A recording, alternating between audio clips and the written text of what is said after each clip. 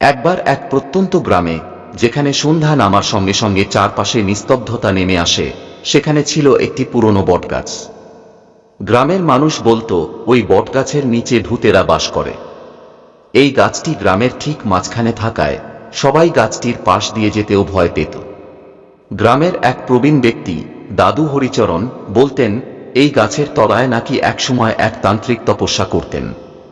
তার মৃত্যুর পর থেকেই গাছটির আশপাশে অদ্ভুত সব ঘটনা ঘটতে শুরু করে। কেউ বলতো রাতে গাছের নিচ থেকে হাসির শব্দ আসে, আবার কেউ বলতো অদ্ভুত আলো জ্বলে উঠতে দেখা যায়। একদিন গ্রামের কিশোর রবি আর তার বন্ধুরা ঠিক করল তারা ভূতের গপ্প ফাঁস করবে। পূর্ণিমার রাতে তারা লুকিয়ে গাছের নিচে যাওয়ার পরিকল্পনা করল। রাত বাড়তেই তারা গাছের নিচে এসে দেখে সত্যিই কিছু আলো ঝলমল করছে। তারা ভয় জমে গেল, কিন্তু সাহস জোগাল রবি, ভূত থাকলে থাকুক, আমরাও দেখব। আলোটা গাছের পাশের পুরনো মাটির ঘর থেকে বেরোচ্ছিল।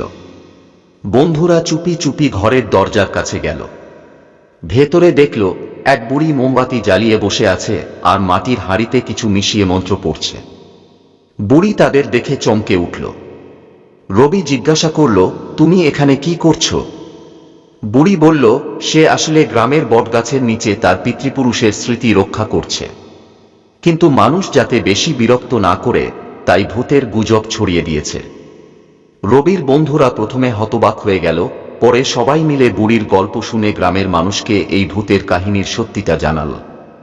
তবে গ্রামের সবাই বটগাছ ও বুড়িকে রক্ষা করার জন্য বুড়ির কথা মেনে নেয়। সেই থেকে ভূতের গল্প থাকল না, কিন্তু গ্রামের মানুষ বটগাছ আর তাদের ঐতিহ্যকে সম্মান করতে শিখল।